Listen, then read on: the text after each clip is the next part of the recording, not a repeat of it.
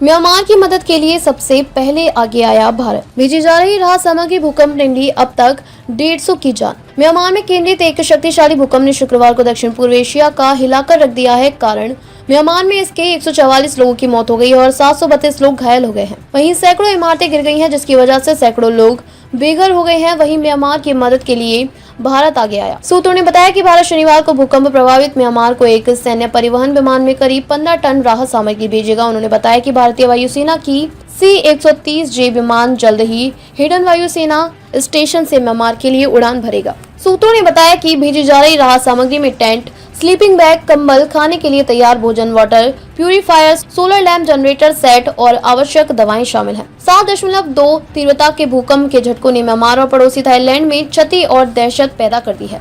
शुक्रवार को म्यांमार और पड़ोसी थाईलैंड में शक्तिशाली भूकंप आया, जिसमें इमारतें, पुल और एक मठ नष्ट हो गए हैं।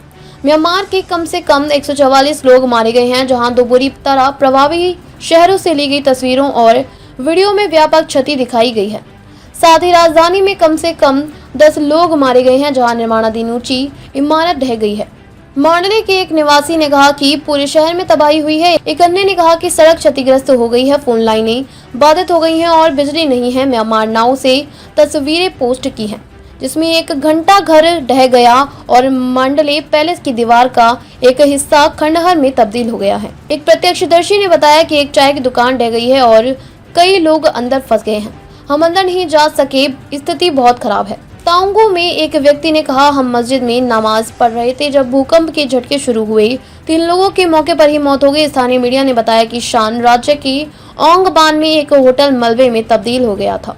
इसमें 2 लोगों की मौत हो गई और 20 लोग फंस गए। MRTV ने बताया कि भूकंप से इमारतें गिर गई, कई कार दब गई और राजधानी नैपिता में सड़कों पर बड़ी दरारें पड़ गई हैं। रेड क्रॉस ने कहा कि म्यांमार में सड़कें, पुल व इमारतें क्षतिग्रस्त हो गई हैं और बड़े बांधों की स्थिति को लेकर चिंता है।